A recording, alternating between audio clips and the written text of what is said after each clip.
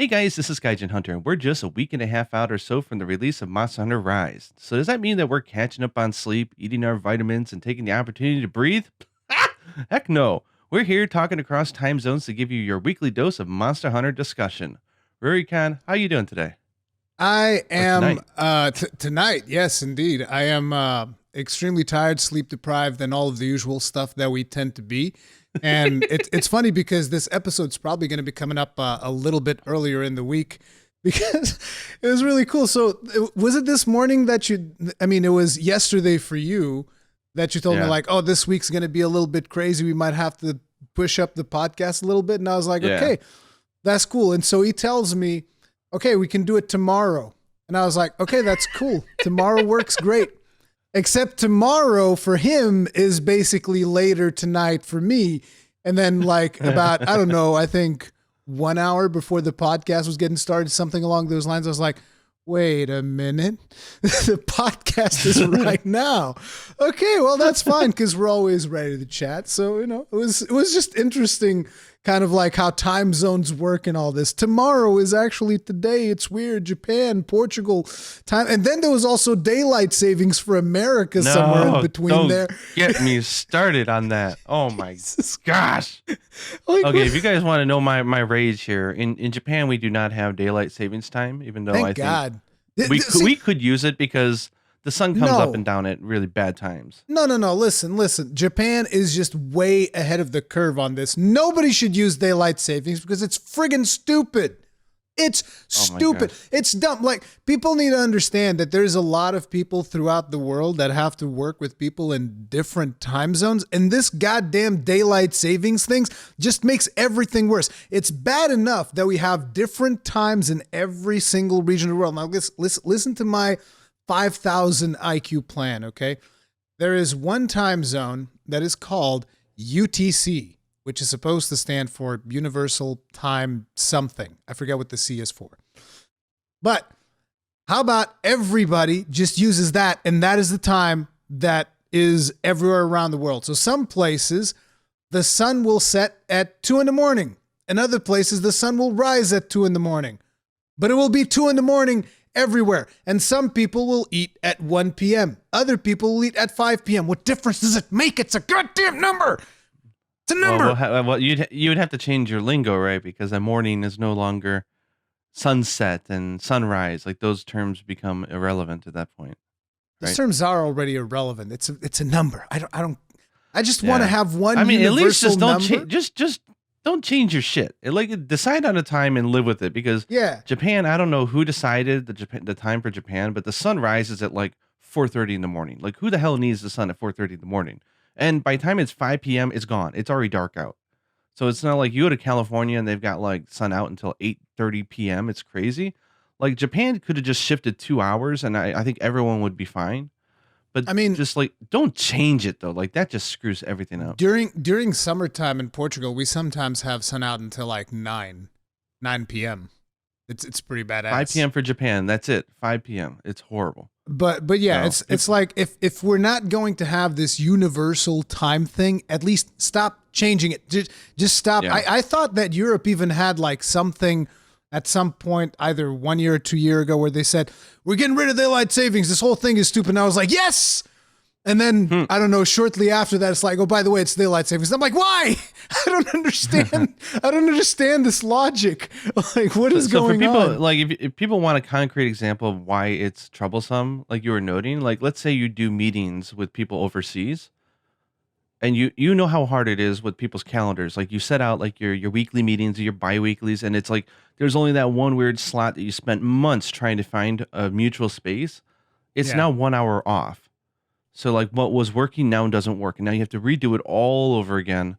And it just screws everything up. So It's like I mean, if the whole world jumped together, then maybe it wouldn't be an issue, but they don't. Everyone's jumping on different like you guys haven't even jumped because I think US just jumped last night.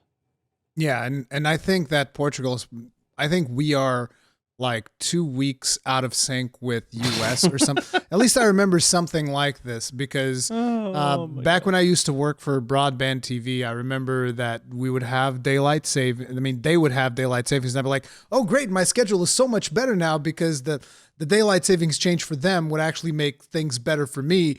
And then I remember 2 weeks later or something like that. Oh no, things are bad again. This sucks. It only lasted for 2 weeks. Oh wow, interesting. So according to Google, Japan, India, and China are the only major industrialized countries that do not observe some form of daylight saving. So Thank +1 for God. Japan.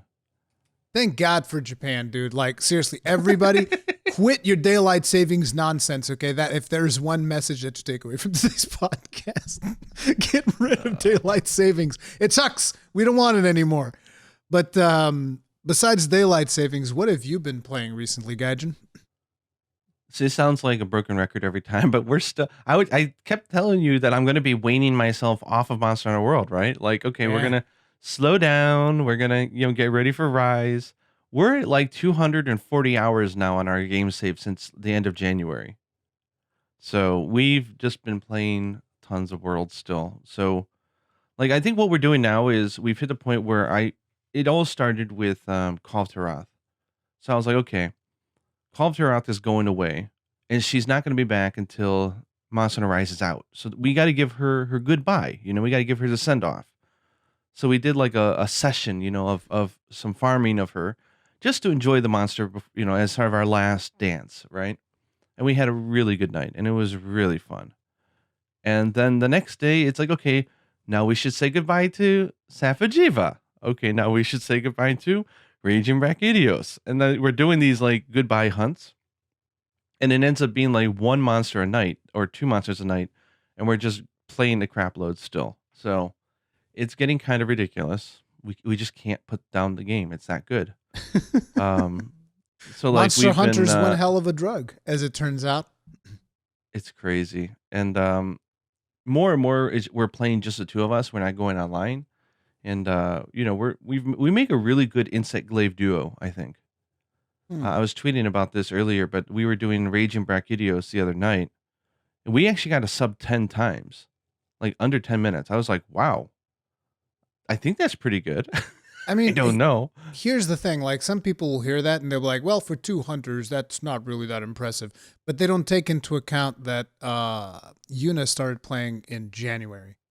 She started End playing of Monster January. Yeah. Hunter as a whole in January, at the end of January, actually, not even at the beginning of January. Yeah.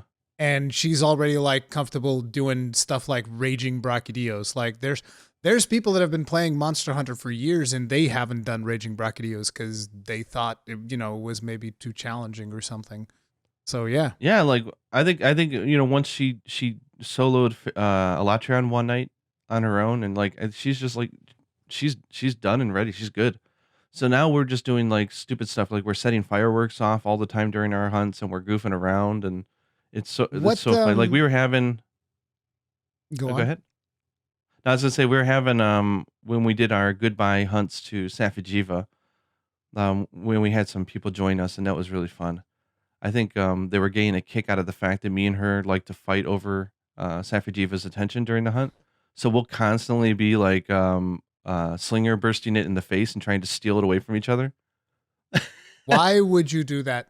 Seems like a terrible It's strategy. fun. It's fun. It is. It's hilarious. It is So fun. But I we're was not gonna die. We're so comfortable at this point. It's just like we're goofing around, and I but wanted we're to not goofing ask around and like getting bad times. We're getting good times.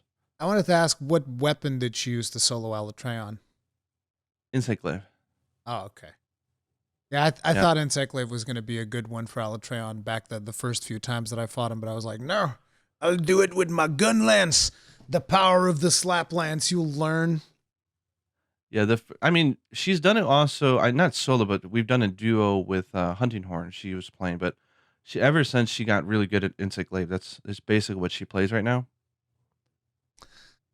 Is she more excited Makes for me so proud. is she more excited for Recall Kinsect or Diving Wyvern or whatever the She hasn't hunter? even thought about it. Okay. She's not thinking about these like deeply like we are.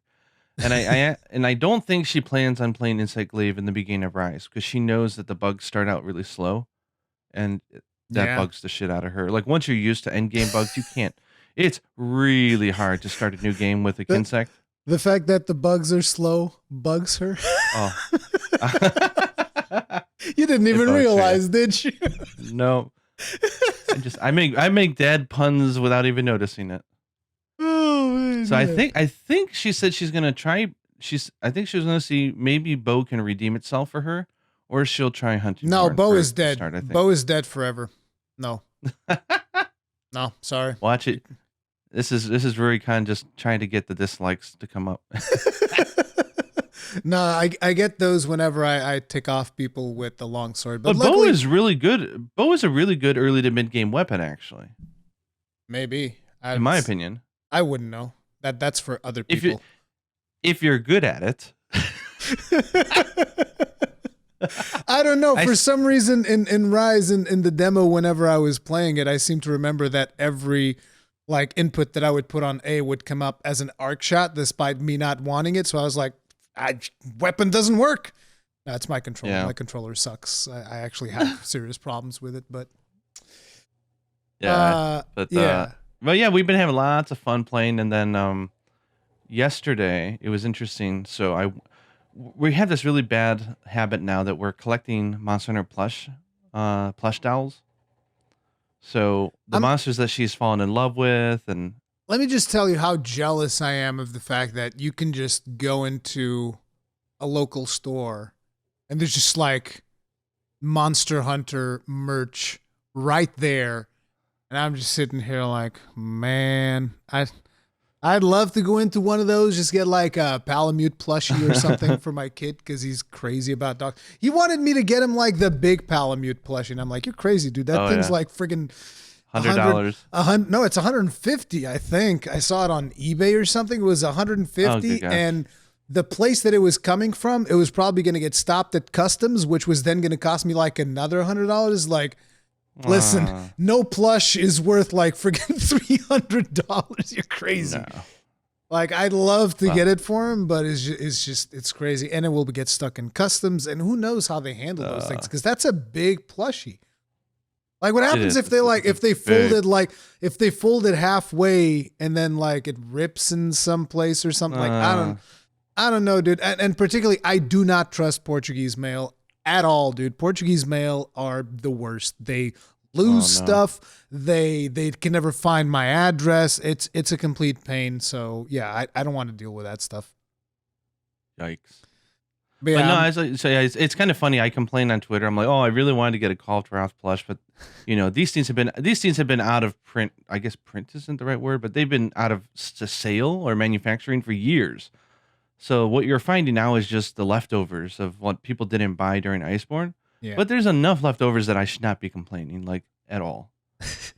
So, but when I went, so our plush collection has grown exponentially since she fell in love with Monster Hunter. I think we have like, I want to say we have like 15 to 20 plushes around here now. Jesus Kind of crazy. Christ. Like I've and then seen I've seen the shelf that you've tweeted out with like a bunch of stuff on top of it and the pictures of Zora. I know she likes her Zora and Xeno and stuff. Yeah. And Well, those are all with us as we sleep in the living room. We lay out the beds because we don't have a lot of space. Like every night when I make the beds, I come back from brushing my teeth and every single plush is right there in the beds with us. So we're sleeping we sleep surrounded in Monster Hunter plushes. It's kind of fun. surrounded by monsters, basically. That's yeah. it's kind of dangerous. Those turf wars.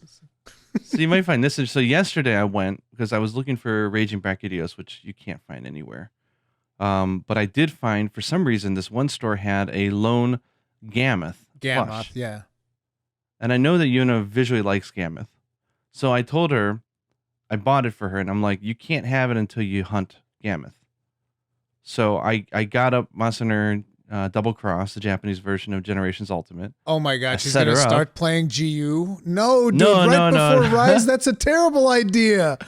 So I let her use my save, so she went in there a little overpowered because it's just, Yeah. And I set her up, and I was like, okay, now it's your time to go hunt Gammoth. and so she hunted Gameth a few times, which was fun. And then we got in a thing where she wanted me to show her like the older versions of the monsters, and we were laughing at how much of a wimp Fatalis is, and like once Oh you get yeah. used to the spectacle that World brought it to, it's kind of like.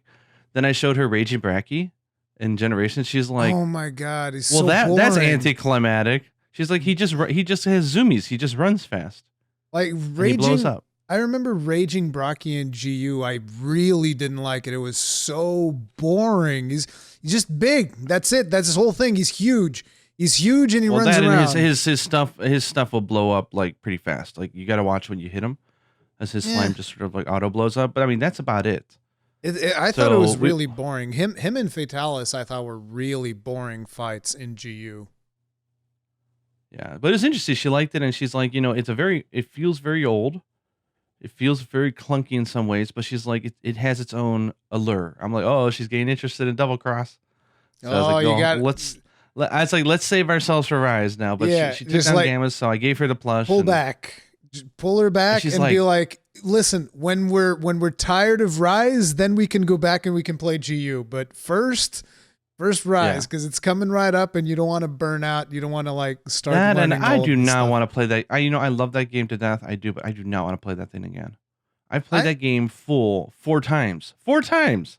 I'm not doing it again. That's too much for me. I want to 5th play time, more. no way. I want to play more of GU for sure. Like right now, I'm just way too hyped for Rise's release, obviously. So I'm not going to touch GU in any serious capacity, but I'll eventually want to go back to GU, and I want to do something that I call Project Deviant, which means kill every single deviant, all of the things. But that's like a long-term thing. That's and a people, long-term thing. People were telling me to do that with my 2 friends that I played GU with.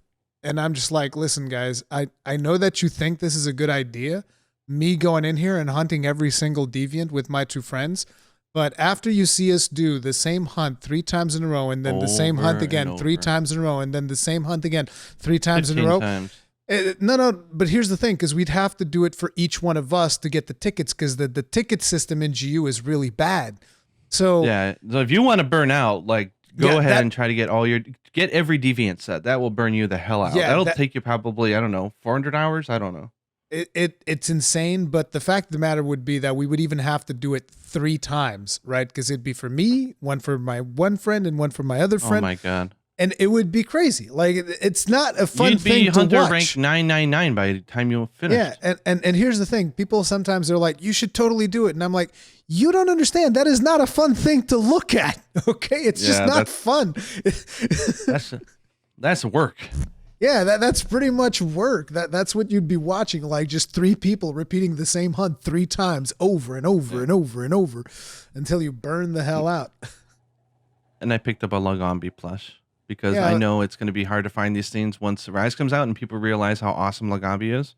I know I think you're not a fan, but I love the monster. I'm not a fan because of, again, see, this is the problem with Deviants. I'm not a huge fan of Lagambi because we had to hunt Snow Baron into oblivion because my friend wanted to make his set, to make an aerial charge blade set of You just don't Lagambi. like Lagambi because you're a gun lancer and you can't move with gun lance, and the monster requires you to move around. I can move just fine with Gunlands. Thank you very much. Well, You then know, again, you the blast dash was in GU. I forgot It about was that. in That GU. was really fun. And it was not just Blast Dash. You got Blast Dash, you got Absolute Evasion, you got plenty of movement tools. Oh yeah, I forgot about that.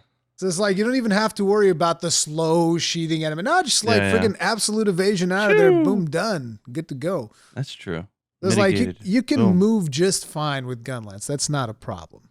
And dude, with something that Chaos Slayer showed in one of his Rise videos, you can even move in Rise. He's got this tech going where you do a charge shell and then you cancel the charge shell into a back hop. But if you back hop with the gun lance or the lance, you can get that extended hold back hop yeah, if you get the big hold back up, back. yeah. So basically you do that and then you go into charge shell again and you repeat the process and you can just, until you run out of stamina, just like long hop all the way. It's completely Oh, wow. insane. So there's a lot of tech with the Rise Gunlance, and this is just with the moveset that we had in the demo, which is freaking Interesting. crazy. Because then we're also going to be getting Blast Dash, obviously. Woo. So that's what I've been playing. How about you? What have you been playing? Have you been up to Um, anything interesting, or just I've getting ready for Rise? I've played Final Fantasy 14 because I don't want to play a Monster Hunter game ahead of a Monster Hunter game coming out. I really want to go in Yeah, yeah, fully fresh, which is why when we talk about Magnamalo, I got something to say that I think you'll find interesting. yeah. But I've been playing Final Fantasy 14 because for the next expansion, you're going to need to have Yeah. a certain number of classes if you want to do all of the quests. Because there's like special quests at the end that only unlock if you have certain classes. And I've been working on getting myself a caster, and I fell in love with this class called the Red Mage, which is super fun. But yeah, I've been leveling that up, level it Nice. up to max level and whatnot, and it's been really fun learning how to play that class. But yeah, that's pretty much all that I've been doing. That and online homeschooling, which luckily schools are opening this week.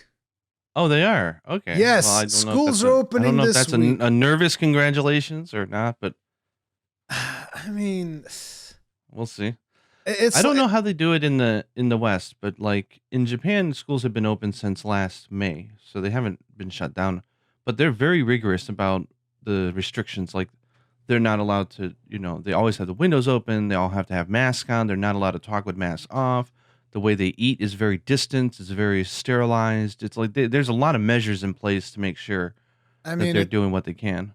it's like the thing is, my kid is still. I mean, I guess you could. I know that you could get my kid to wear a mask, but you probably some kids the age of my kid will not be disciplined enough because he's still Mm. only 6 years old, and there's some in his class that are probably going to be 5.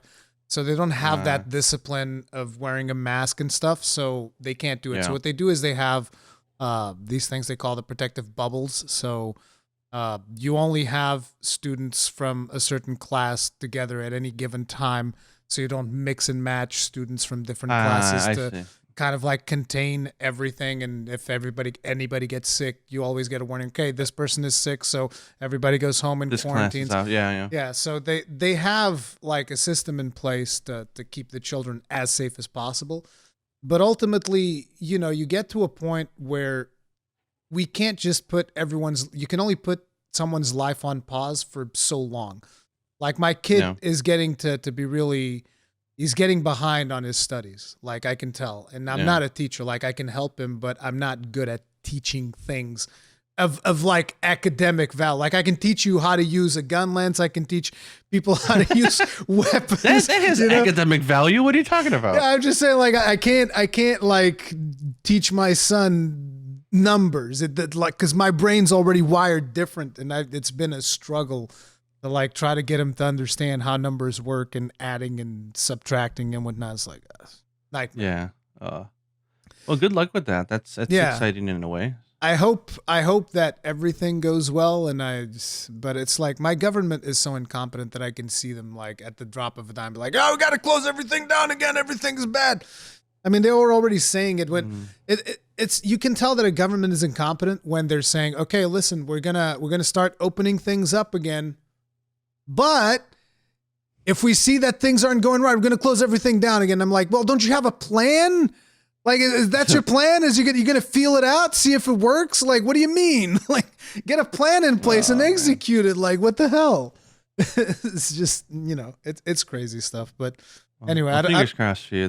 yeah, I don't want to get people too depressed on COVID. We should talk Yeah, about yeah. more interesting things. So, we had something new happen, and it was interesting because in the last episode you said something along the lines of, "Well, me and Yuna, we're gonna kill Magnamalo," and I was like super excited because like, okay, then we're also gonna hunt it. It's gonna be a ton of fun.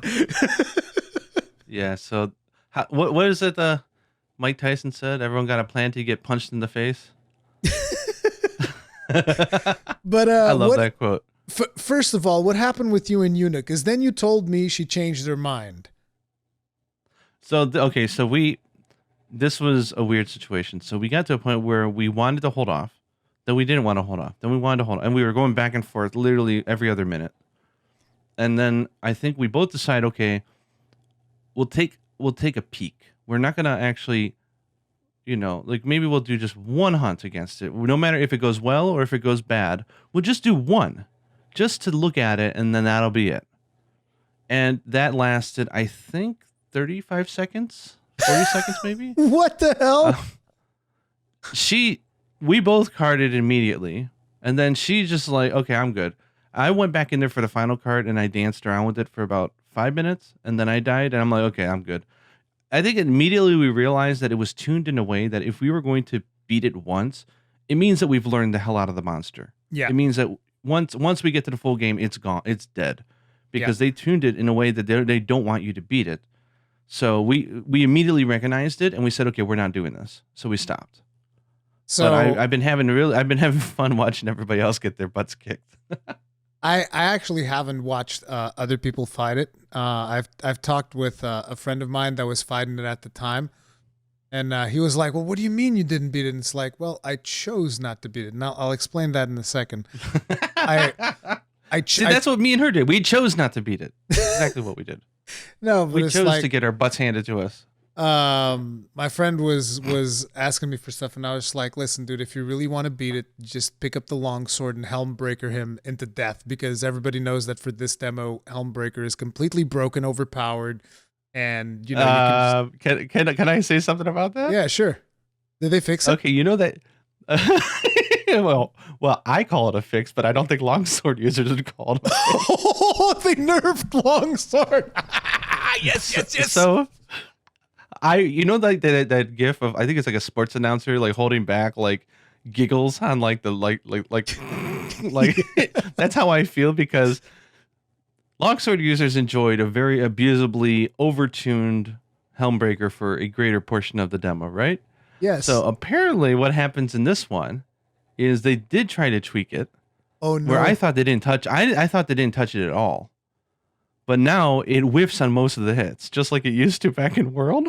Oh. Where you do it and it goes ching, and then you see nothing, and you get maybe one hit or two hits. Like they're just lagging. Oh, poor longsword. You hear that? It's the world's smallest violin playing.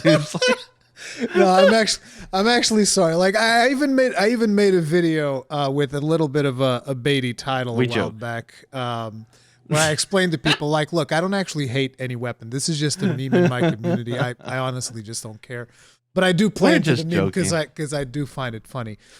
But I mean, guess, obviously, I hope to GOG that they have that fixed for the final game. Because that's not fair, but that is kind of funny just because it was just way too strong in the first one, but now it seems like it's like weak, and that's just kind of funny. It's pretty funny, but working out the kinks, working them out. So the thing that happened with me was I was like, I'm gonna make a video of me fighting Magnamalo, my first hunt against Magnamalo, and I want to make sure. No, it was not that short.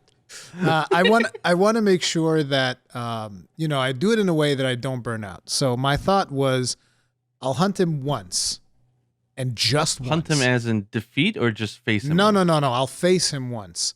I'll give myself one shot. That's what we're gonna do. Yeah. Yeah. I'll give myself one shot to beat Magnamalo, and if I don't beat him, then that's fine. I'll beat him in the final game. See you later, because they made the quest as challenging as they did. This is not one of those things that I like to do, right? I like to go in and smash my face against something until I eventually beat it. So what I'm going to do is when the game comes out, I'll play through the game. I'll do all of the content until I'm pleased. And then I'm going to go back to the demo and I'm going to beat Magnamalo with the conditions that we had in the demo. But only after I go into the game, because I don't want to burn out so close to the release of Rise. I think it's... Yeah. For me, at least, I know that it's a really bad idea, because I will just throw myself at it repeatedly until, like I told you, I spent 13 hours or however much it was to get a solo kill that I was happy with Alatreon.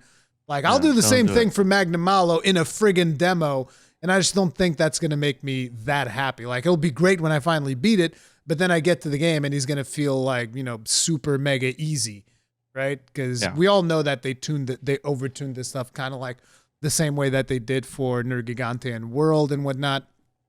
And I just didn't want it. Well, this time also the timer is just brutal. That I think is going to be the killer for most people. Even if you learn how to dance around him and you don't get insta killed, the timer's 15 minutes is just it's gonna be very tough. Yeah, it's very tough. It requires you to play very aggressive the entirety of the time. Um, but it is something that I enjoy doing, and I eventually do want to go do it. But ultimately, Yeah. the way that particular hunt went with me was I realized that he was dealing a ton of damage. And so I fought him for a while. I carded once. I don't remember exactly why, but I started the fight I wanted to start the fight by going with Rathian towards him, but here's what happened. Like, I've done this a bunch of times because I would used to do this to kind of like practice Mizu. So my opening would be run to Rathian, mount Rathian, and then go to Mizu and beat the crap out of Mizu with Rathian. Yeah. So this time I run to Rathian, do everything like I used to do in the Mizu days, but I jump out of my doggo, do my aerial burst on Rathian, and then I come down, block her roar because I know she's going to roar, and I'm like, okay, and now you're going to fly up, and then once you fly up, you're going to do your tail spin, and then I'm going to be able to counter that with the hail cutter and instantly be able to mount you. You know what she does? She roars and leaves. And I was like, what the hell is that? What is that? And the worst part is that I was calling what she was going to do next. So I'm like, okay, you roar, now fly. And she flies, but she flies away. I was like, what the hell? I was like, well, screw it. So I go and I start attacking him. And, I had, I think I did pretty well for my first time. I think I did all right. So I fought him for a while. I carded. And then I went back and Rathian was actually coming down the path. So I'm like, okay, this time I pick up Rathian. I go there. I wail on him a little bit with Rathian. Then I fought him a little bit more. And then he carded me with something else. And then here's the best part. The final card is always the best. So here's what happens. Oh, yeah. I'm fighting him.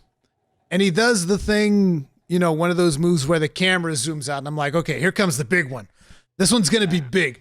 So I'm like, I see an explosion coming like almost like Teostra dust. He does something that's almost like Teostra dust with his Hellfire. And then the Hellfire explodes, but I was out of range. So I'm like, okay, so I'm cool. And then I see him wind up his tail, and I'm like, oh no, here it comes. I am full health. There's video evidence. There's video evidence that I was full health. Here comes his tail, and I'm like, guard edge. Frame perfect guard edge. One shot. I was like, what? Goodbye. What do you mean? I guess it's unblockable. I guess you'd need guard up if you want to block that one. But it just like straight up took everything away from me. And I was like, oh, damn, dude. I was full health and everything. I'm just sitting there in the video going like, but I was full health. What do you mean? See, I got one shot for my final cart, and I've seen a lot of people in the comment section of that video going like, oh, he's playing it offline right now, 100% guaranteed. No. If I was playing it, why would I do it offline? I would live stream it. Why the hell would I do it offline? That'd be dumb. Like, that would be a lot of really good content that you guys would be missing out on of me suffering, which you love so much. So no, I haven't touched it since. I 100%. I gotta say, I do like how Hellfire was handled. I didn't even get to understand exactly what it did because we I can did my skip that thing. then. So I just did my thing and I you. didn't watch anybody else's. But it seemed like it was Blast and it was basically kind of like Blast with one little gimmick. That's it, which is nice because we all know how Blast works. Yeah. So the gimmick is basically if you get Hellfire Blight and you're on fire, you can evade, several times to get rid of it just like normal, or you can use a deodorant. It's the same as Blast. Or you can use Wire Dash, which is that forward wire bug move that you do when your weapons put away. Mm-hmm. And it will drop the fire on the ground where you dash. And it acts just like a sticky ammo from a light bowgun. So if a monster then hits that Hellfire, it's like a little bomb that does 50 damage against them. Oh. So you can actually turn it to your advantage. And I think it's a guaranteed stagger only on the first time that they hit it. So if you get Blast Blight and you do a Wire Dash, Magnamalo will stagger if he hits it. Is it only Wire Dash, and does it drop it on your destination or where you started the Wire Dash?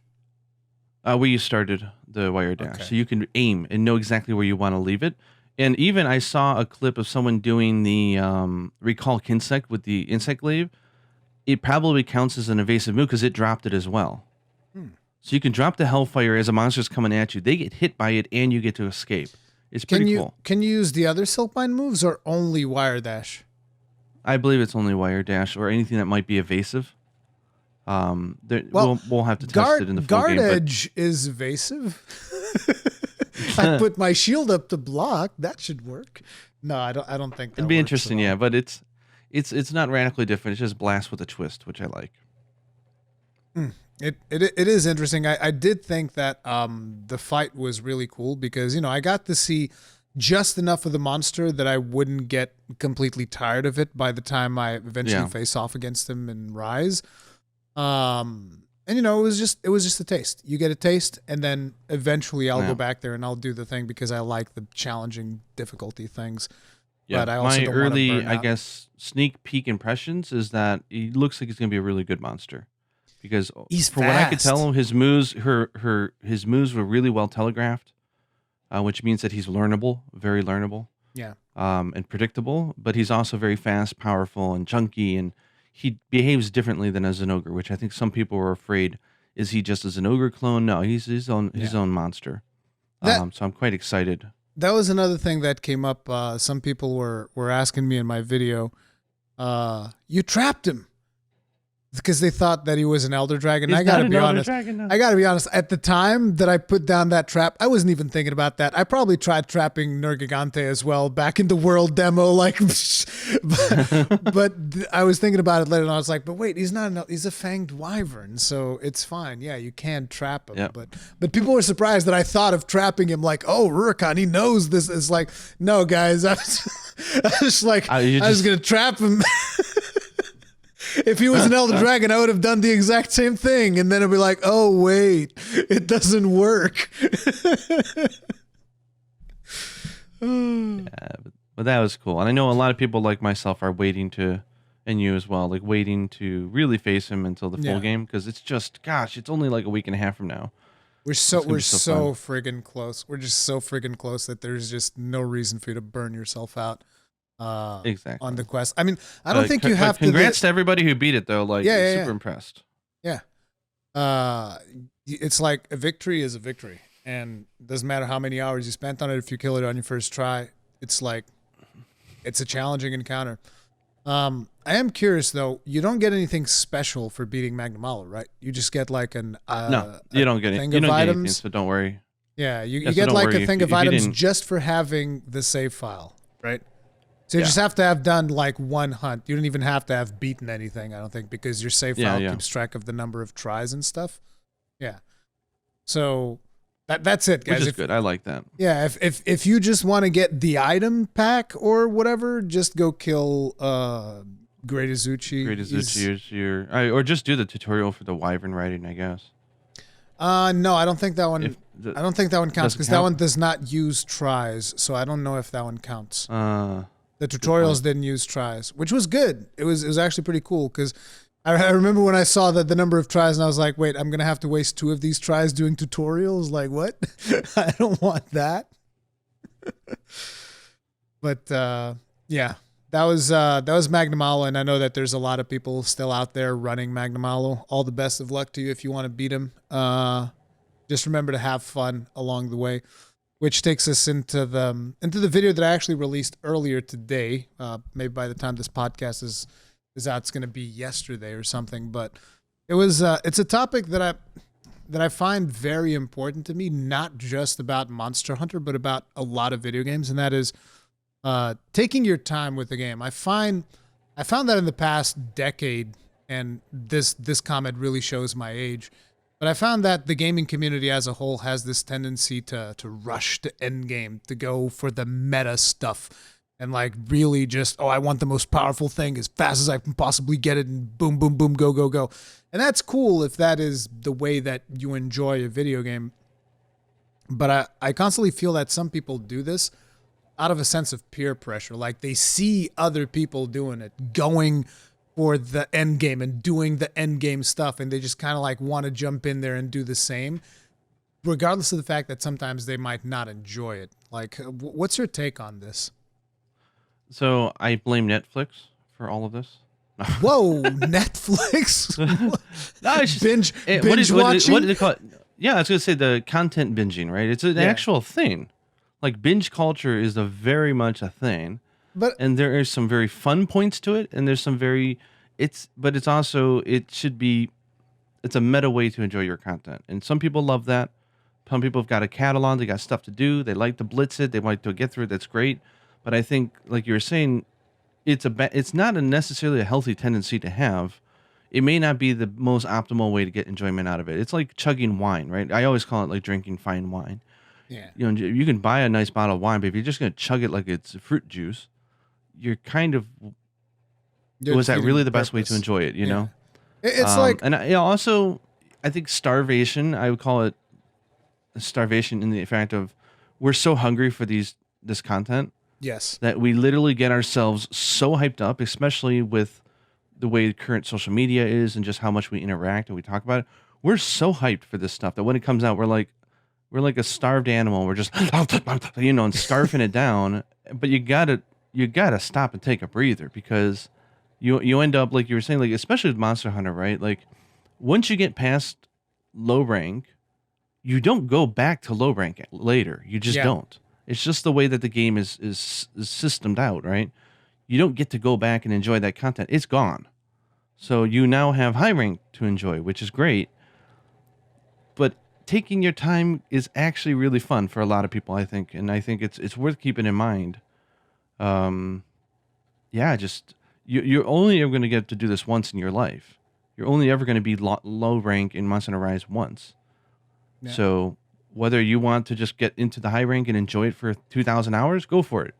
But if you're not sure, then just take your time. And I think it's a good way to approach it. I'm the same way, honestly. I think I told you last time on the podcast, my post mortem of Monster Hunter World was half feelings of regret. And I talked about this in my video about why I'm not going to be playing it early because I was just so focused on getting through the game that I realized I didn't truly enjoy all the offerings that low rank had to offer, and I don't want to do that again. So I'm not going to purposely drag my feet. You know what I mean? Yeah. Yeah. But I'm going to enjoy it. So It's like, I think there's something there that I wanted to talk about that you said specifically. I'm not against binging it, right? Because like everyone enjoys something at their own pace and whatnot. It's not the binging aspect. The thing that I'm bringing up specifically is the beelining aspect. Is like, oh gotta yeah, figure out which ones are the key quests. Boom, get out of low rank as fast as I possibly can. Boom, go through high rank to the highest stars as fast as I can possibly can. All Yeah. of the key quests. Boom, boom, boom, boom. Skip everything else. These boring gathering quests and slaying quests and whatnot. Just boom, boom, boom, boom. Bam, done. I'm now at the top of the game. And 30 hours. I'm here. Boom, and then you look back and Yeah. you're like, oh, the game doesn't have any content. This game's dead. That's usually what happens. well, you know, like afterwards. Monster Hunter 4 Ultimate, for example, when I got the English version of the game, I had already played the Japanese one to death. So I beelined it. And we got all the way to Gagmazios and beat him in, I want to say, 21 hours. That's all it took. So you can beeline these games really fast if you wanted to. I don't recommend it. Yeah. And like you said, there's always going to be that funny subset of people who will beeline it and then be like, critical path only. And then they're like, this game doesn't have much of an end game. There's not a lot to do. It's like, it's not that type of game. Like, I remember. like don't complain if you're going to beeline it, you know? I definitely remember, and it always killed me whenever I saw one of these comments in my comment section, someone going like, I don't know, 1-2 months after World was out, they'd be like, game's dead. There's no content. And I'm just like, dude, it's probably one of the same people that was like ragging on me for taking like 200 hours to get. I think at 200 hours, I hadn't even beaten Xeno.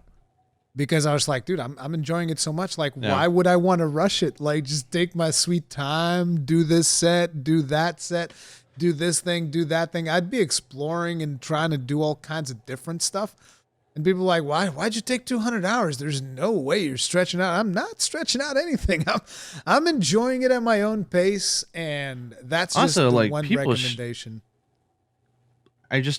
my fear is that someone got into the Monster Hunter with Iceborne and they don't realize there's a difference between base game and DLC. Yeah. Like the amount of expansion, it's literally the same length of the game. So if you played Iceborne, Monster Hunter World base was half of that, if not less. These are not the games you want to rush through unless that's your way of enjoying the game. There's not going to be it's not, I'm not going to say it's light on content because it's not. Of course, with Monster Hunter, if you only play one weapon and you only do one thing, then yeah, it's going to be you're cutting the content down by 14, right? Like 1 out of 14. So I don't know. I would say definitely take your time with this one because we want this one to last. Yeah, because this needs to last us until Rise Ultimate comes out. Yeah, we got like I don't know a year probably, and no, they have not confirmed they're doing an Ultimate, but I have to assume that they are. It's assuming like that the success that they've had in Monster Hunter World and Iceborne and all of that stuff. I think that this one's also going to be very successful because just of the success of the Switch in general, and Nintendo themselves are constantly doing marketing pushes for the game and having it on its directs and whatnot. So all of that stuff is going to be pushing a lot of sales, and I think it's going to sell well enough, more than well enough to have an ultimate version. And that is going to be the version that is going to bring us more content, more in-game stuff, more crazy stuff. This one is just low rank and high rank and whatever rampages are considered to be. That's like your thing. So my goal, I think, is just basically I would like to get to the end of, I know I'll get it pretty fast, but I as long as I get through the main story and high rank by July for stories, then I'm going to feel good. And then I think I'm actually going to take a full ass break from Rise and like say, okay, I'm going to put a pause on this because I want to go head deep into stories too. Oh I'm God, so excited for that. I'm so hyped for stories too as well. We've talked about. I'm hoping. I made a video recently in the channel, which was one of the first times that I talked about stories too outside of the podcast, and I'm just like, you guys don't understand. I'm so ready to just dive into this game. Like, I don't even care if I'm making content or not making content. I'm playing Rise 2. Oh yeah, stories. So 2. that too. Yeah. So what I'm hoping is that like, and I'm assuming is like, we'll have the game, we'll play it, we'll get our first update end of April. That's going to invigorate everybody, even those who have gotten to the end. That will give us stuff to chew on until July. Take a break. Play stories 2. I'm going to probably say 2 months, July, August. And then like maybe September-ish, maybe they'll have another DLC for Rise around then. That would be nice. And then we just go crazy for the rest of the year. Like that would, to me, is like an ideal situation. I don't know if they plan on doing any DLC for stories 2. I would have no clue. But I got a lot of gameplay out of stories 1. So, I mean, that's an easy, 100 to 150 hours probably. I'm super curious to see how the co-op works because it's just feels so right them bringing co-op. I think it's gonna be limited. You think it's gonna be limited? Yeah, that's where my expectations are. Only because they're calling them specifically co-op dungeons. I don't know if that means they're gonna be able to run around the main world together and there's an actual mode for it. I always assume the least just so that I'm not disappointed. I don't know because Monster Hunter has co-op pretty much in its DNA. It's a core aspect of the traditional series. So I'm just excited to see what they do with it in stories 2. And good God, if like stories 1, we had the arena and that was it. That was the only multiplayer stuff. We had actual PvP, which was really fun actually. I still remember doing a live stream, me versus a friend doing some stuff. That was really fun. But it's such a story heavy game. I do not think that it's going to be like, I would not have high expectations for the amount of co-op. Yeah. Just the fact that it's there though is really cool. I mean, just the fact that these trailers are basically like story trailers essentially is what we've been getting. But I'm just super pumped about both of these games, and I'm super.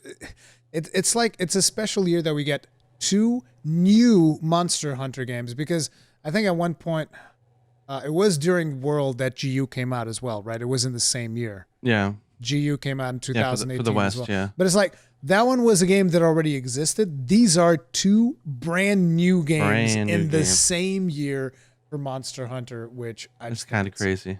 It is pretty friggin' wild. So yeah, just by that time, Monster Hunter 6 or whatever on PC, Xbox, PS5, it's gonna be sweet. But you know what? I can wait. Give me some Rise. Give me some Stories 2. Give me some Rise Ultimate. I'll be happy, man. I've never been this hyped for a Monster Hunter game, probably ever. It's ridiculous. There is just I know I'm not making tons of videos and going crazy about it, but inside I'm like I'm losing my shit. I do think that there is something really special about Rise. Something that wasn't present in previous Monster Hunters. I do get that feeling. Like there's just something here that is definitely different from stuff that we've seen before.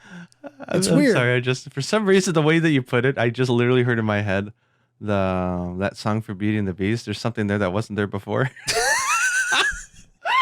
Like I mean, like she's fallen in love with Beast or something. Like, I mean, well, this game is going to be a beast, so you know it is what it is. There's something there that wasn't there before.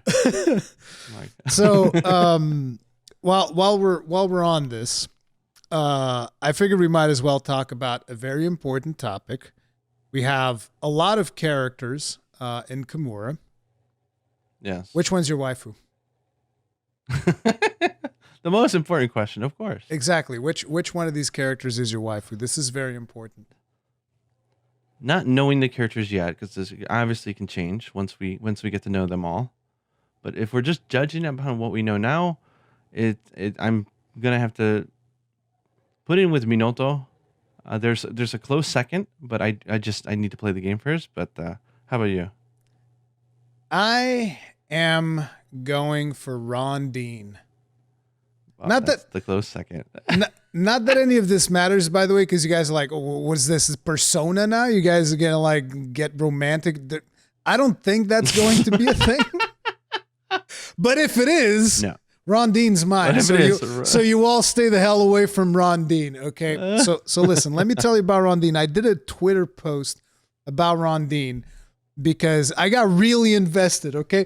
I got really invested, and let me tell you why. It was this no, it wasn't a screenshot. It was in the Japanese video that they released. Remember that you kept telling me about, there's a full rampage hunt in there and whatnot? Yeah. And so I was looking through the footage that came before that, and I noticed that in one of the shots that they showed Rondine, there was a musical instrument in the table that in the table behind her.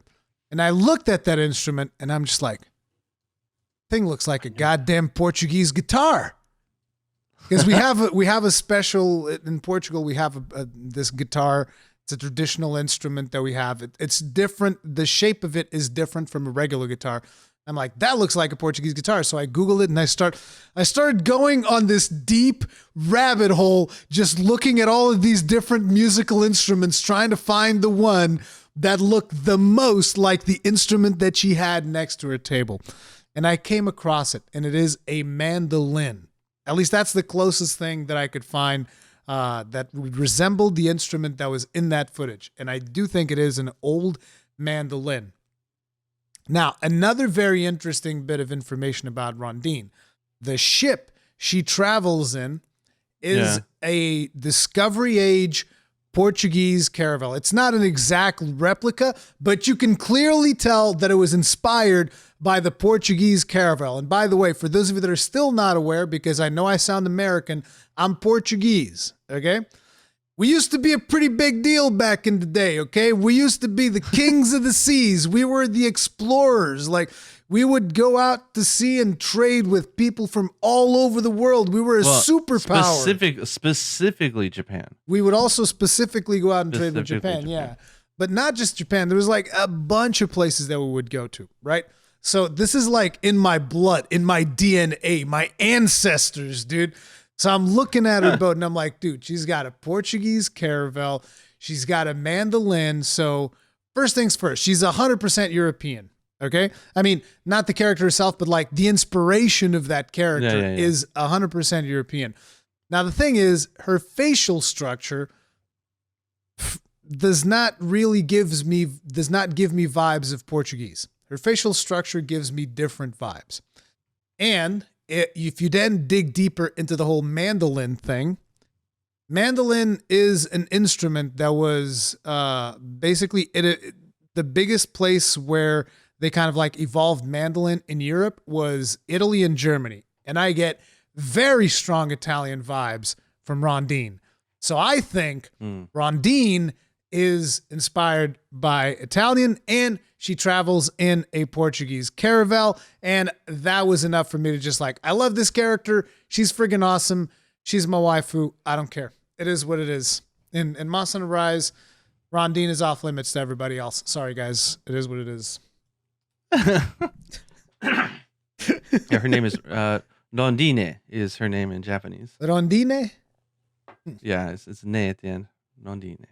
It's I love the way she talks in Japanese. It's sexy. I like it. It's not girlish at all. It's like you would expect from like a captain of a ship. Like she seemed like a woman who takes lead. It's just an interesting character. I can't wait to meet her in the game. Yeah, I just hope Minato's not overshadowed by her sister. That would kind of suck. Like if Hinoa in English, sorry. If she takes the spotlight, then that'll be unfortunate. Hopefully not. But Rondine, I was a little bit disappointed with the fact that she sounds British in the game. I was like, oh, come on, man. She's clearly got the Italian thing going on, the Portuguese thing going on, and you're going to give her a British accent? Come on, dude. What are you doing? That's not to diss the British accents, because we have to, like, I guess it's 2021. We have to now put warnings on everything, but like to state intentions here. But it would have been nice if she had a Portuguese or Italian accent. I agree. Yeah. Or even then French. She would have been... I could see her being French as well. Ooh, that would be nice. Yeah. French accent. Come on, we all love French accents.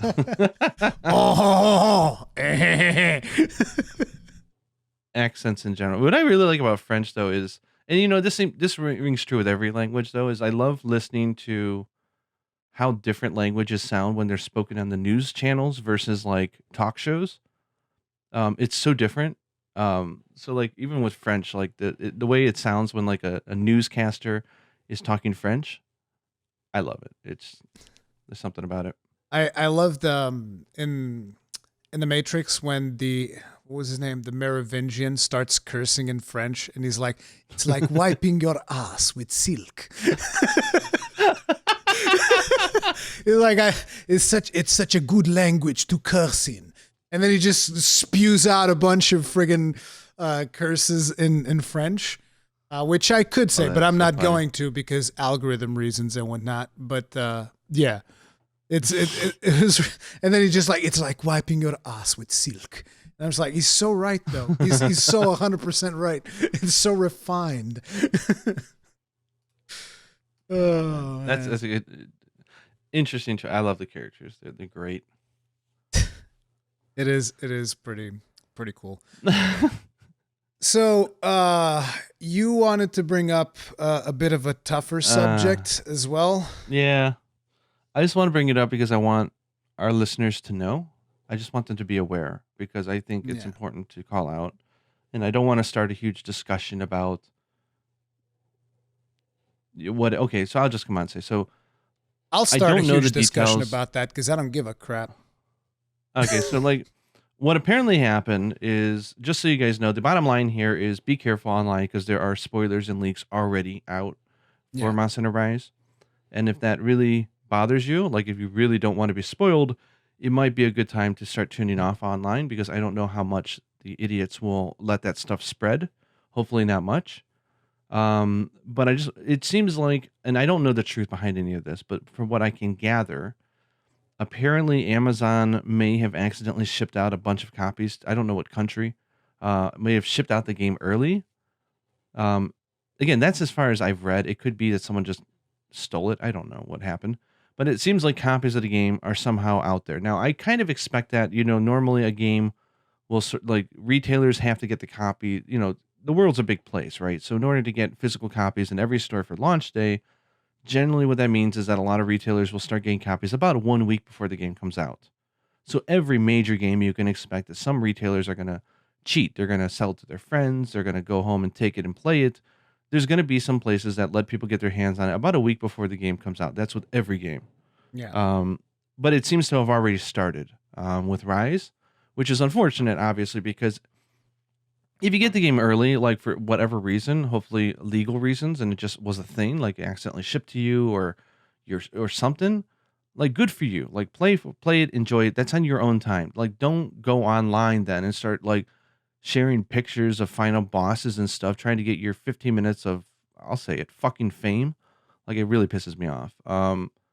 Don't do that because it's so mean spirited in my opinion. People just want their little bit of glory, so they're going to go ahead and put something online in which someone may not have wanted to see that has now seen it. Yeah. So I guess it was the Game Economist of all. I don't even know who they are. I guess it's a magazine or YouTube channel, but No. apparently their Discord is where this started. Oh man. So apparently there's pictures of the last boss, or at least what people are calling the last boss, something that's not announced.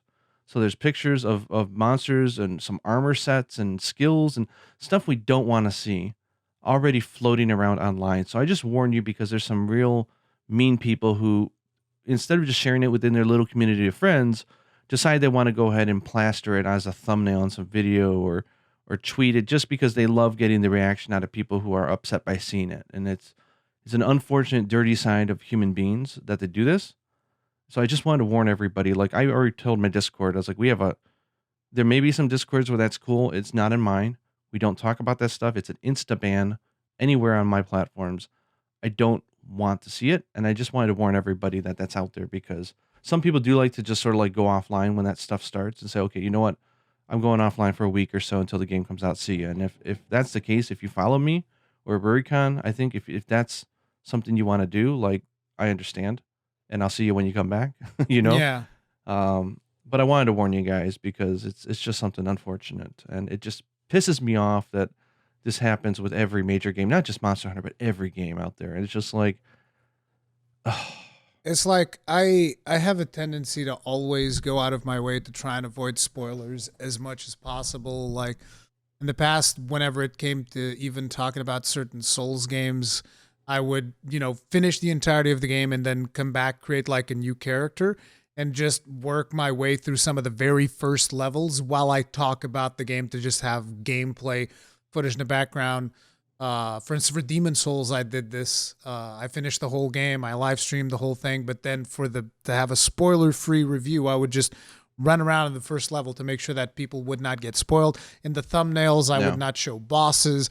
Like, this is something that I've been doing for a while. So I can tell you guys right now, we will only discuss stuff that is officially announced by the Monster Hunter team.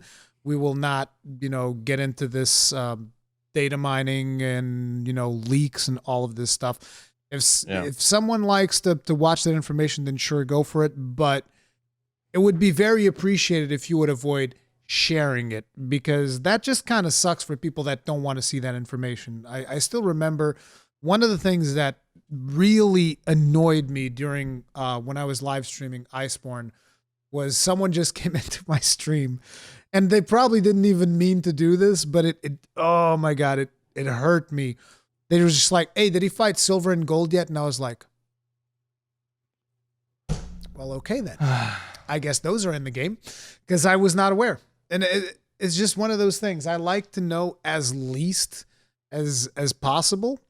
Like I just know the absolute essential that I have to know in order to create content, the stuff that is officially announced. And I don't look for anything else outside of that, specifically to maintain that, that integrity of being surprised, whether developers wanted you to be surprised.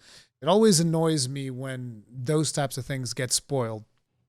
So be warned that also like on the videos and stuff, we're going to be heavily moderating stuff. So any comments with spoilers, I'm just going to, you're banned to the Shadow Realm forever. There's no appeals whatsoever. Same thing for Discord, same thing for Twitter, same thing for everything that I'm at. Anything that I see of you just publishing leaks and stuff ahead of the game release, is like it's gone. gone forever from my Yeah. life.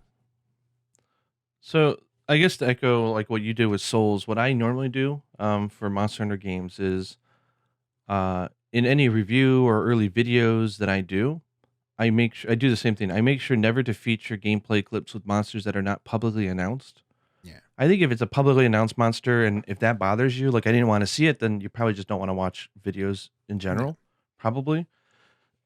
So like one of the things I was really hardcore about was the last boss for what was it? Well, for World or Iceborne, I gave myself this is probably a little extreme, but half a year. I never mentioned Ishvalda. Is that the name in English? No, no, Ishvalda? no. If you're talking about World, it was Xeno. Xeno, yeah. So I don't think I ever talked about mentioned Xeno ever on my channel ever. It's And funny then because they had those events, and I used to do a weekly thing where I would tell people all of the events that were happening. yeah, And I think it was a couple of months after the game was out, there was an event about Xeno. And I was like, and then there's this event to get materials from the final boss, and the footage would be like all blurred out so you couldn't see what it was. So I just have like footage from Xeno there, but it was fully blurred out and you couldn't tell what it was. yeah. So So yeah, I don't did know that where stuff I'm gonna too. put. I'll have to wait and see, but I don't know where I'm gonna put that line. But I will never talk about unannounced monsters at least for several months until Capcom starts talking about them themselves. And especially the last boss, I don't talk about that stuff. I miss out on some views, sure, but you know what? People like that safety, and so I provide that. So hopefully, It's like we'll see how it goes. I think end of April when they do their first update, I'll have to see about how much they're going to start being public about the stuff, the content in the game, and then just the sort of poll everybody and get a consensus on what to do. the only place where in my channel where you could potentially get spoiled is if you were watching the gameplay live streams. But if you want to get Yeah, spoiled, yeah, you shouldn't be watching those to begin with. So yeah. exactly. But yeah, this kind of stuff just really sucks in general. I really don't. I just don't like to see the stuff just like plastered all over YouTube the second the game is out. I remember with Sekiro, the second the game was out, there was already tutorials for the final boss revealing who the final boss was, who is Yeah, actually a character in that you the meet midway through the game. And I was just like, what the hell, dude? Like, what are you doing? putting it in the thing that upsets me is putting it in the thumbnail. Like Yeah, that yeah. kind of stuff is really a dick Just move. straight up in the thumbnail with his name and everything in big Because bold YouTube letters. will recommend that crap to you, and Oh so you yeah. can't. Well, don't click on it. Well, I didn't even have the choice at that point. It's Yeah. like, don't do that, The only people. choice is just not even come to YouTube, just completely shut off from social media. But yeah, just be aware that the information is probably out there. So if you want to maintain Yeah, your own experience and stuff like that, I then mean, yeah, we're be we are careful where you fortunate go. that Monster Hunter is a game in which, even though when we know the stuff, it's still fun to keep playing the game. I can't imagine how frustrating it is for like story based games and people Jesus. who've been waiting years. It must be really bad for them. Yeah, Like at that point, you just go offline. I guess is the only thing you can do. it really does suck. There's no easy way around that stuff. I guess it's I don't know. I just I don't like it, and it annoys me that it continuously happens. I have nothing against people that want to do data mine or analyze the leaks or whatever, but just try to be respectful of people that will get exposed to this stuff Yeah, keep it unintentionally. to yourself or your circle that does that kind of stuff because Yeah. it's just not it's not cool to do. So I Yeah. don't know. It's not a happy subject, but I wanted to put it out there because it's just something that is happening, unfortunately. But you Yeah. know, all I say is if for any reason you were accidentally spoiled from something from somebody, just take solace in knowing that the game will still be just as fun and hopefully, you know, it won't have ruined it for you. But we're in this together, guys. Hang We'll in watch there, each other's hunters. backs. Hang in It's there. dangerous times. And speaking of other hunters and content well, we haven't really talked that much about content creation, but Speaking of other hunters, you wanted to give a couple of shout outs. So the floor is Yeah, yours, I've sir. been thank you. Yeah, I've been really enjoying I always enjoy watching other people's stuff, but I was just saying like recently one of the fun things I've been looking forward to is and I know a lot of people in the comments talk about Hey Jay. Hey Jay is the guy who he had a video saying, you know, like I don't Monster Hunter isn't for me and I don't like this game, but he was like super not respectful is the wrong word. He was Polite. not even play very logical and very what's the right word in English? Hmm. English fails me. I'm sorry, but he was very the way that Say he say phrased it it in was very Japanese, just out of curiosity. no. I'm just gonna go for it. I'm getting myself tangled up in languages in my head, but his video was good. Okay, like he made very interesting points. It was great to hear their perspective. He was positive, and then the community showered him with positivity. Oh, don't let it get you down. Try this, try that. So he went back and he started playing it, and now it's clicked for him. Now he's playing Monster Hunter World, where it was originally the Rise demo that didn't click for him, and he's doing really good. Like he just beat his first Devil Joe on his first attempt. So like Ooh. he's bona fide hunter. Like What's his main he's weapon? in switch axe. Okay, that's acceptable. You're waiting for the bow. I was waiting if he was gonna go like bow or longsword, and I'm gonna be like, man, screw that guy. I think he does like longsword, but he's been playing God switch damn axe it! for God damn it! Hey the great Jay, majority of the game. how dare you? How dare you He's like joking. He's longsword? joking. But no, and it's he has like he streams it, so I've seen a few of his streams and they're really fun. And he does these journals where he does like a 10-minute video journaling his one he does like one or two play sessions a week, that's it.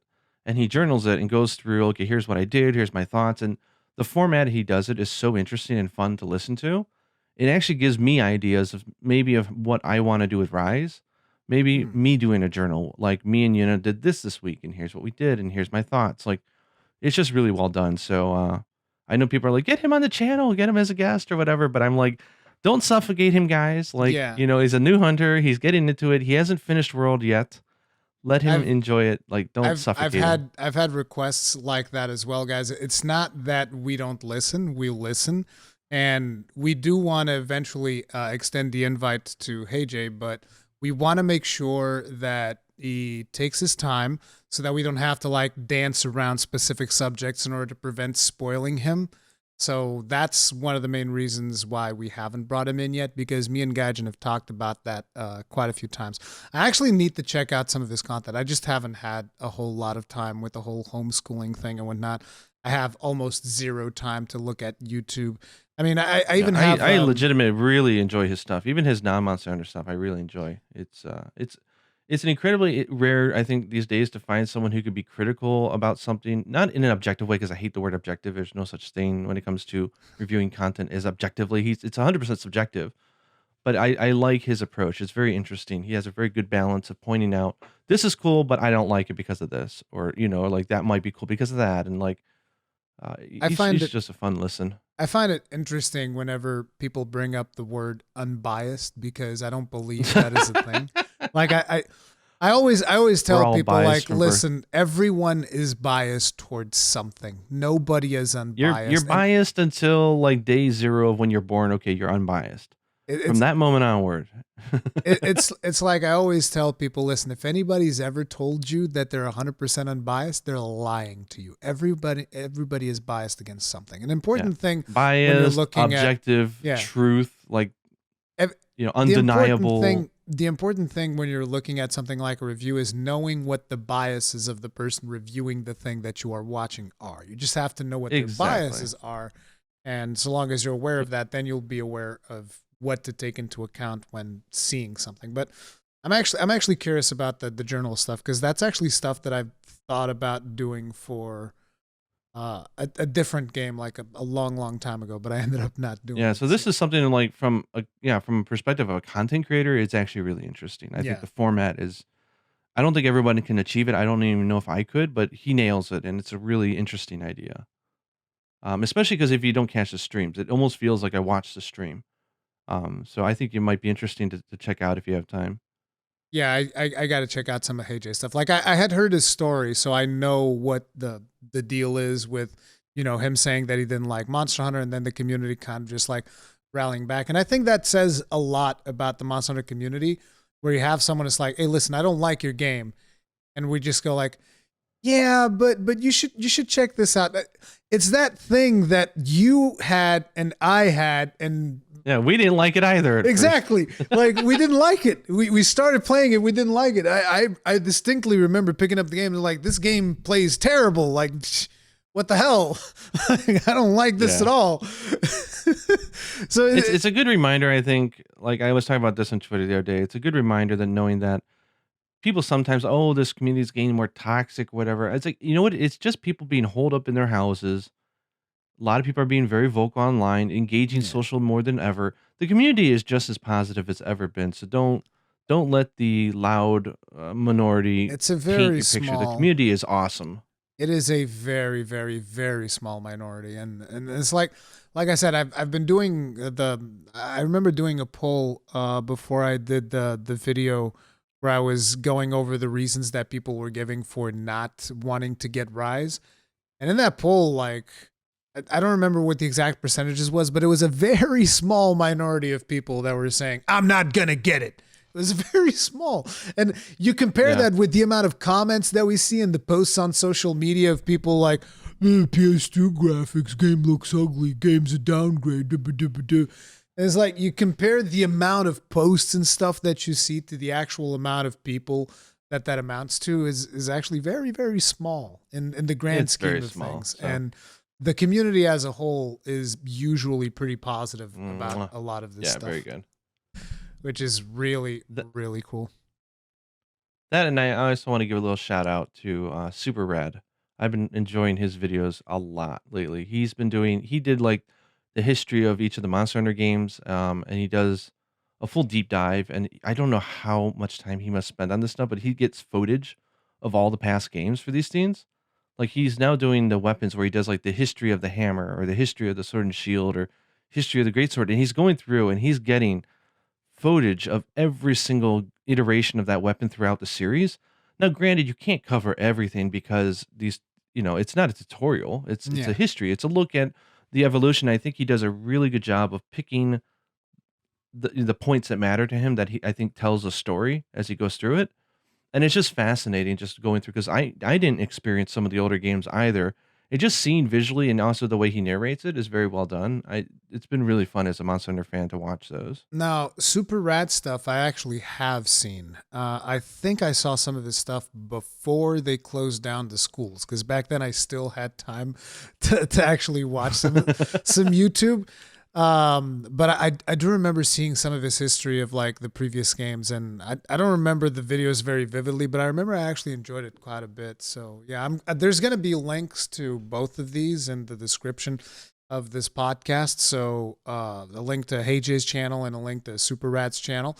In case you guys are curious, you guys should check it out, because it's a little bit more Monster Hunter content to keep you grounded until Yeah. Monster Hunter Rise comes out. And it's like, Oh yeah, that's exactly what it is. It's a good way to fight the anxiety of just like I can't wait for the Monster Hunter Rise. Like, gimme now, Rondine. Exactly. I don't blame you, man. I don't blame you. She's a nice character. But Yeah, it's been really fun. So we're just trying to bide the time until the game comes out. So we're almost there. Almost there. we're almost there, and I think we're only going to have one more podcast before the game is out. That's kind of Yes. crazy. there is one more after this one. There is one more podcast. This podcast is obviously going to be a little bit shorter because after the big news blowout that we had last week, and Oh yeah. Magnamalo being added into the demo and all of this stuff, I mean, we're pretty sure that at this point Capcom's going to stay silent until the release of the game, right? Yeah. I mean, there's little small things that they're announcing here and there, but not enough to make it a huge topic. Like I think yesterday they had a tweet saying like you can now post when you post a quest, you can decide up front that you want an SOS to be fired, like you want random people to join in. So you could set that right when you post the quest. You don't have to now fire it manually when you get in there. So you post a quest, you go off alone, you're like, okay, I want 3 more people, boom, it automatically does it for you, which I thought was a really nice quality of life change. Hmm. But little things like that, like nothing Yeah. like massive announcements or anything. So We already know that the weapons are going to have 3 switch skills, which I think is like the biggest thing that you and me were curious about because we kept seeing moves in the trailers that yeah. weren't actually in the demo. We're like, how is this gonna work? And that I Yeah, and think I'll was the say right biggest now, I do reveal. not want to touch weapon tutorials until I have hands-on with all the switch skills because Yeah, those to me they're even more. It's even more depth than we had with hunter styles. Like I think those are going to represent significant changes that can change how you approach a weapon. I'm not And I sure if think it's more. I'm not sure if it's deeper because you had so many hunter arts though. I yeah, but don't there was only know. like 3 for each weapon. I mean, and those were arts, like, you had to charge them up, where now we're talking about moves that you can do on demand, right? Normal attacks or even a wire bug. Yeah, These are not moves that are like you only do a few times in a hunt. These are built into your basic combos and your move set. So I think they're more significant from that regard. And it could also affect the way that you do your skill loadouts and stuff. Like you weren't making specific sets unless for fun, yes, like I was. off of one hunter art. Yes, I was. What are you talking Well, about? for it, 100% you know, I was. Dude, you know what I I mean. was probably the only hunter out there using friggin' composed. I was the only composed hunter because I'm like, dude, I'm all about them arts. Give them to me faster, faster arts. Oh Oh my man. gosh. So yeah, I'm gonna wait and try to get all this 'cause I'm really excited to see them all and just how they. I mean, that's 8 permutations per weapon, so that's gonna be really fun to see how those work together. It's gonna be friggin' wild. I'm gonna spend so much time just friggin' doing crazy gunlance things. Happy gunlance noises, as people like to say. One thing I need to figure out, one thing I might want to do is I had a video called "What I Want in the Next Monster Hunter Game," and I did that video before Rise was announced. So like, you didn't know anything about Monster Hunter Rise, The bingo card. and it's funny. And if you go back, the bingo card is based off of that video. So if you go back and you listen, I want to do like a me Gaijin reacts to Gaijin because I kind of. It sounds like I'm talking about Monster Hunter Rise. Before Rise was actually out. And so like I made a little bingo list of like all, and these are not things that I currently feel like I want in there. Like there's certain things that I would change, but Hmm. I was being honest. There's one thing I changed, and that's only because, and we talked about that, but like You deleted longswords there's from only the game. Yeah, I agree. Yeah. but there's only a few more things in there, but I kind of want to go back to that video and say like how I didn't say I called it or I nailed it. It's like how much did Capcom just answer to my heart and give me everything I wanted? Now, Because right now, man, it's like 9 out of 10. They're just nailing everything I wanted. they just took your video and made like a checklist and handed off to the developer. Please make sure. Just make sure that you abide by the commandments of the Gaijin, and boom, done. Success guaranteed. But yeah, I'm hyped beyond belief. Is the right way to put it. Yeah. So, guys, that is going to be it for today's edition of the Third Fleet Podcast. Like I said, a little bit of a shorter show. We're going to be planning. I really want to see if we can plan something special for the final show before Rise is out. So Yeah. we'll see what we can do for that. But yeah, don't expect like a lot of big news at this point because this is the period of cool down until the game comes out. So just strap yourselves in. There's some 2 new suggestions in there for 2 new creators that you guys might want to check out. Hey Jay and SuperRAD. There's going to be links in the description, so make sure to check out their stuff if you're just looking for something to consume while you're waiting for Rise. I know that I want to go check out some of Hey Jay's stuff at least because what Gaijin said definitely got me more interested. And I'm already seeing a lot of SuperRAD stuff as well. So yeah, stay tuned. I'm going to be continuing to do more Rise videos. I'm thinking about doing like very light introductions to Monster Hunter mechanics, like, the game loop, how to pick your first weapon, stuff like that. Yeah. Very light stuff for people that are starting in 2021, because sometimes we start talking about stuff that is super deep. And it's easy to understand for people that have been following that have been following the franchise for a while.